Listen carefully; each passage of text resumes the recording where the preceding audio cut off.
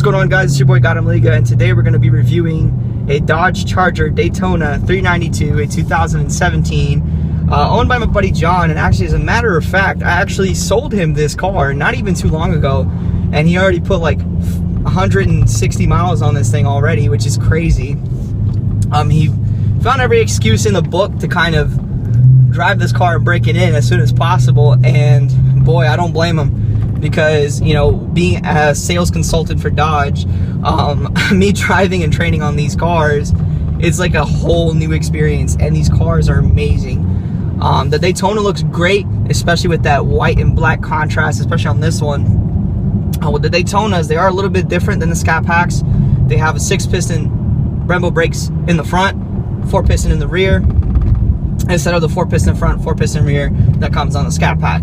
Now, also with the Daytonas, they also have a different suspension system than the Scat Packs, and let me tell you, it doesn't really feel much different.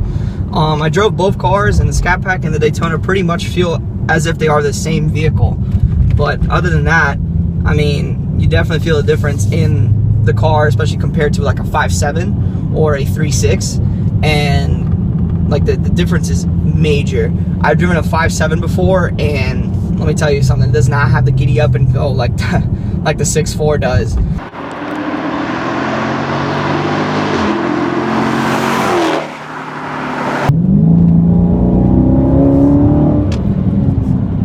And 55 miles an hour just like that. Dodge really knocked it out of the ballpark with the Charger. It's actually one of my favorite platforms like on the market today. Unfortunately, it is automatic. It is an 8-speed automatic, and as much as I don't like automatics, I can make an exception for this one, especially the fact that it shifts so smoothly, and when you have the paddle shifters engaged, it's really quick. The response is super quick. It's not like the paddle shifters you get from like you know, just a Honda or something like that you press on it and then it takes a while for it to shift. This one's on the money every single time. Now, switching to sport mode, which I'm probably not going to do here for the sake of the vehicle, actually changes your suspension around some, and actually changes your throttle response, shift at higher RPMs, which is, you know, that's crazy. So we're going to give it just a small little brap here. Hold on.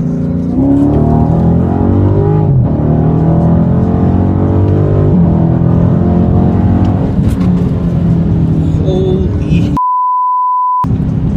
hold on.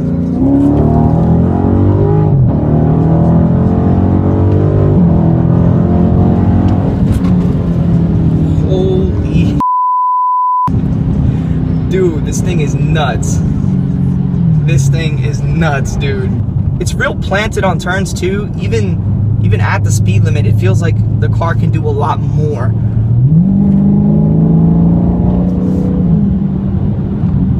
I'll tell you one thing, man. If I were to ever own this vehicle, I would probably lease one.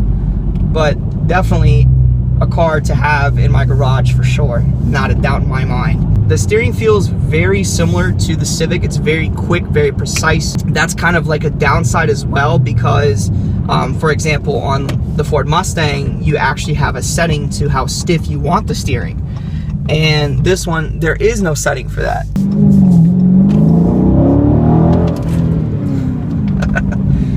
Oh man, this car is nothing but miles per gallon, I'll tell you guys that much. So I have yet to drive a Hellcat, but I'm telling you right now, if the 6.4 is this badass, I don't even want to know where the Hellcat is at, because the Hellcat just seems like way too much car, and the 6.4 is just perfect. It really just hits the nail right on the head for any kind of enthusiast. Has nice power and torque of a V8. The sound of the exhaust is absolutely insane. I love it to death. And this comes straight from factory. There's no aftermarket exhaust on this car. It's straight from factory, and it sounds amazing.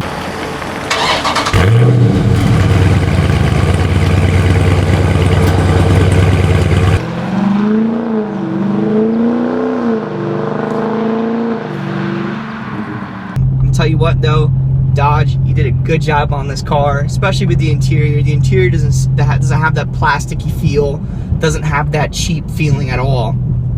It's actually right on the money. This car would be perfect for daily driving, perfect for family use, but if you want to get on it and you want to have some fun, this car definitely packs the punch. Well, some nice little lovely ladies here. Let's give them a little surprise here. The throttle response on this thing is also insane. It's so delicate. I was taking one of these cars out to a customer, and there's like a little divot in the road, and you kind of go up and have to come back down.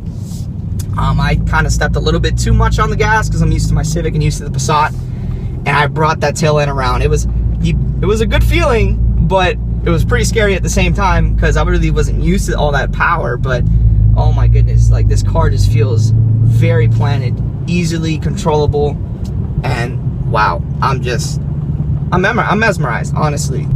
If I could own one, definitely. It would be the Scat Pack most likely, because I feel like the Daytona is a little bit too much, like it's a little bit too much car. It's pretty expensive, but my buddy John here, he got a smacking good deal on it. We were actually having a 20% off MSRP sale, and he really got a good deal on this car.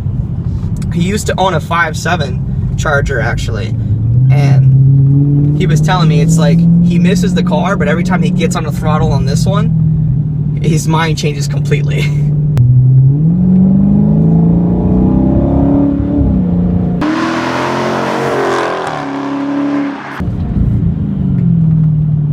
Brembo brakes right on point as always.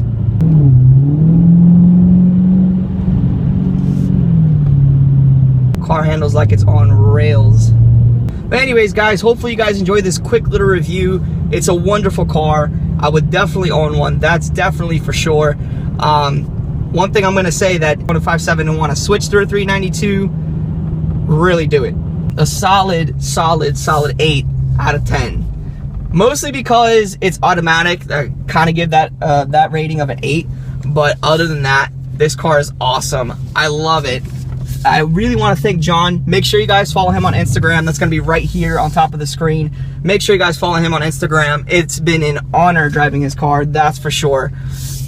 And if you enjoy my content, hit that subscribe button. If you like this video, hit that like button. There's much more to come to this as well. And if you want to keep up with me and my shenanigans, you can follow me on Instagram and on Twitter. That's going to be down in the description below. This has been your boy, GUADALAJARA, and I'm out. Peace.